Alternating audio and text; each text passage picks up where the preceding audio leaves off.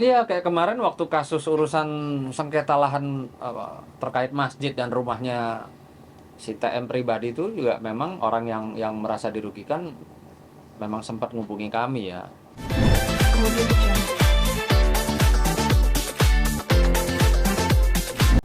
Orang kan kita nggak tahu.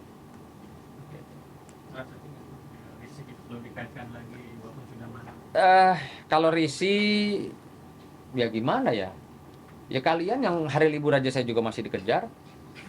Kalau bilang risih, ini sih sekarang lebih kembali bukan risih atau tidak, atau baper atau tidak, tapi lebih kepada saya harus menyampaikan sesuatu edukasi yang berkaitan dengan moral, dengan sosial ya, gitu loh. Jadi memang memang apa yang dilakukan, hal-hal yang tidak baik itu ya cepat atau lambat pasti pasti ada dampaknya lah. Apalagi berulang, berulang, berulang. Saya juga sudah pernah ingatkan ada beberapa teman-teman pengusaha ya untuk tidak mudah percaya, menyumbangkan donasi untuk membangun masjid ini itu tanpa mengawal, tanpa mengaudit, mengawasi gitu kan. Karena ya itulah, kita nggak tahu, niatnya baik tapi bisa jadi berujung satu peristiwa persoalan.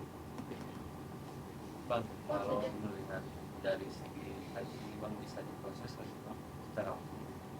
Nah mungkin kalau untuk penjelasan materi hukumnya bisa disampaikan oleh Mas Sudit, rekan senior dari kantor kami. Silakan Mas Sudit. Baik, terima kasih. Ketika Allah menganjurkan kepada umatnya untuk berbuat baik, tujuan baik, maka proses niatnya juga harus baik. Sekarang kita kembali kepada niatan. Saya tidak melihat siapapun orangnya yang berbuat, tetapi semua orang ketika niat awalnya sudah tidak baik, walaupun tujuannya baik, maka secara hukum Allah, apalagi Islam, tentunya itu merupakan suatu dosa. Kalau berdagang itu diizinkan, siapapun secara hukum ketika dia mengambil untung. Rasulullah sudah banyak mengajarkan kepada kita untuk berniaga secara jujur. Nah, ini artinya apa? Ketika niaga secara jujur, ketika selisih yang diambil itu mungkin sepantasnya, maka dan itu masyarakat atau orang yang di awal sudah niat untuk menyumbang dengan harga yang memang sudah pantas dan itu wajar, maka itu tidak akan terjadi masalah. Ya. Nah, sekarang kalau niatnya sudah tidak wajar dengan selisih yang cukup besar, berarti ada apa? Bagi masyarakat atau siapapun yang merasa dirugikan, boleh itu melaporkannya ke polisi terdekat. Kalau di Indonesia, kejadian di Indonesia melaporkannya ke polisi Indonesia. Tapi kalau di luar negeri sana, bisa konsultasi dengan kedutaan besar yang ada di Arab Saudi atau aturan hukum yang berlaku di negara Arab Saudi. Saya kira seluruh negara memiliki kemiripan unsur-unsur pidana. Dalam hal orang berbuat pidana ada unsur-unsurnya, seperti tipu muslihat, kemudian menggerakkan orang lain untuk menyerahkan suatu benda atau barang, nah dengan iming-iming. Nah, sesuai dengan undang-undang masing-masing di negara masing-masing, terutama di Arab Saudi, mungkin itu bisa dikonsultasikan kepada kedutaan besar kita yang ada di sana, kira-kira hukum apa yang tepat untuk mengatasi masalah tersebut. Itu saja pendapat saya. Terima kasih. Bang, Abang juga sebagai mantan ketua gitu Bang ya, dan selalu kaitan dengan TM ya Bang ya, ada laporan di sih Bang tentang Abang bahwa ada korban juga yang rasanya cukup ya.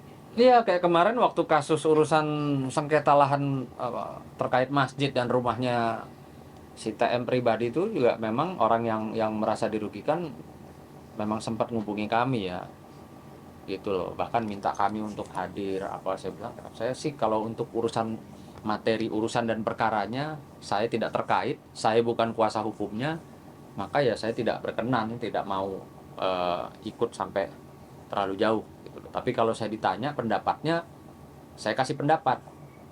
Contoh, misalnya saya nih, ya, saya Sunan Kalijaga, saya buka donasi melalui sosial media atau melalui apapun bentuknya, saya buka donasi untuk pembangunan masjid misalnya.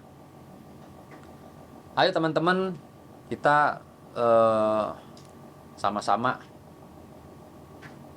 membangun masjid. Saya open donasi nih, mau 1.000 perak, mau 500, mau 10.000, 100.000, ya. Artinya saya buka donasi. Lalu katakan terkumpul 1 miliar. Dengan uang terkumpul 1 miliar itu kan murni uang dari orang-orang penyumbang atau donatur yang dia mengeluarkan 1.000 perak, 10.000, 100.000, 1 juta, itu punya niat yang baik. Niat yang baik untuk apa? Untuk membangun masjid misalnya kan. Nah, kita inilah, nggak usah bilang besar kecilnya, tapi punya niat untuk membangun masjid. Kalau saya terkumpul 1 miliar, pasti yang saya akan lakukan adalah saya cari, saya survei tanah yang seharga tentunya 500 juta. Ya. Dan itu pun harus saya pastikan tanahnya bersih dari sengketa misalnya. Lalu saya bayarkan dengan tunai 500 juta untuk kepentingan persiapan membangun masjid di atas tanah tersebut. Saya bayarnya lunas. Lalu masih ada nih sisa 500 juta. Nah, 500 juta hasil daripada donatur itu menyumbang, 500 juta itulah yang akan saya jadikan masjid. Artinya donasi yang saya buka sampai dengan 0. 500 buat beli tanah, 500 untuk bangun masjid. 500 juta ya maksudnya ya. Total 1M. Begitu. Yang baik dan benar harusnya seperti itu. Tapi kemarin saya dengarkan ceritanya beda ya. Ada terkait urusan pribadi juga. Gitu. Kurang lebih seperti itu teman-teman. Sejak pisah dari Salma, kayaknya Allah mau buka semua apapun yang dia lakukan, kayak terbongkar semua gitu bang, satu-satu kebongkar, nah kebongkar lagi. Iya nggak sih bang? Ya itu saya bilang tadi ya. Sebelum nikah sama Salma kan orang nggak ada yang tahu gitu. Iya. Lewat tangan Salma mungkin. Ya apapun itu saya bersyukur lah ya. Bersyukur artinya ya Allah punya cara. Bukan membalas tapi membukakan seperti apa dia gitu ya misalnya. Dan ya saya sangat bersyukur lah sudah tidak ada kaitan, ada hubungan keluarga atau hubungan apapun gitu loh. Sehingga apapun yang dia perbuat ya, kayak termasuk kan kemarin beberapa orang yang merasa dirugikan menjadi klien saya ya kan, menjadi klien saya dan apa istilahnya, ya kami laporkan terkait kayak misalnya kemarin ada saffron gitu ya, ya kami laporkan secara profesional lah. Orang datang ngadu ya kami secara profesional kami jalankan gitu. Gitu. Ya gitu. Ya. Ya. Tema kedua ya bang. Tema kedua ini dulu ya, kalian minum dulu sini boleh ya sebentar ya. Oh belum ini ya. Napas dulu sebentar boleh. Siap. Hah? Enggak napas maksudnya? Hah? Beda ini. Kemudian